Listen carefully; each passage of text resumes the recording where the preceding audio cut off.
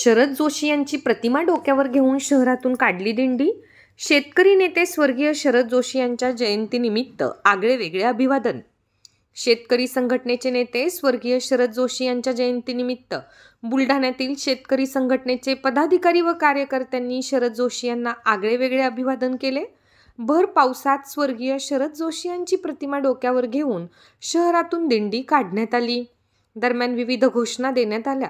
जिल्हाधिकारी कार्यालयासमोर शरद जोशी यांना अभिवादन करत जिल्हाधिकारी यांच्या मार्फत पंतप्रधान नरेंद्र मोदी यांनी निवेदन दिले, ज्यामध्ये खुल्या अर्थव्यवस्थेला पर्याय नाही।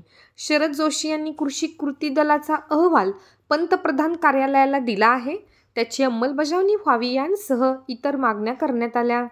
या दिंडी दरम्यान गळ्यात आणि हातात हातकाळी घातलेल्या शेतकऱ्यांनी सर्वांचे लक्ष वेधले होते।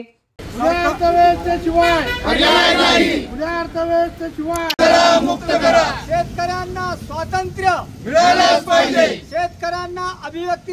युगात्मा शरद जोशी शेतकऱ्यांचे पंचप्राण यांची 91वी जयंती बुलढाण्यामध्ये साजरी केली।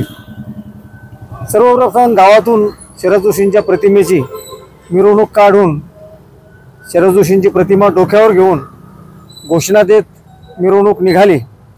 मिरवणुकीमध्ये खुल्या अर्थव्यवस्थेला पर्याय नाही, शरद जोशींच्या विचाराशिवाय या देशाला, शेतकऱ्यांना आणि शेतीला चांगले दिवस येऊ शकत नाहीत, अशा प्रकारच्या घोषणा दिल्या आणि जिल्हाधिकारी कार्यालयासमोर शरद जोशींना अभिवादन करण्यात आलं आणि जिल्हाधिकाऱ्यांना एक निवेदन सुद्धा देण्यात आलं। निवेदनामध्ये असं म्हटलंय की शरद जोशींनी जो कृषी कृती दलाचा अहवाल पंतप्रधान कार्यालयाला सादर केलेला आहे, तो त्याची अंमलबजावणी करावी, तो लागू करावा, त्याच्याशिवाय पर्याय नाही।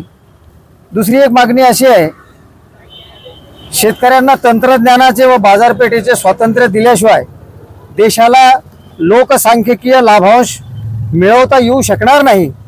त्यामुळे शरद जोशींचा विचार किंवा ती कार्यबलाचा अहवाल हा लागू केला पाहिजे, त्याच्याशिवाय पर्याय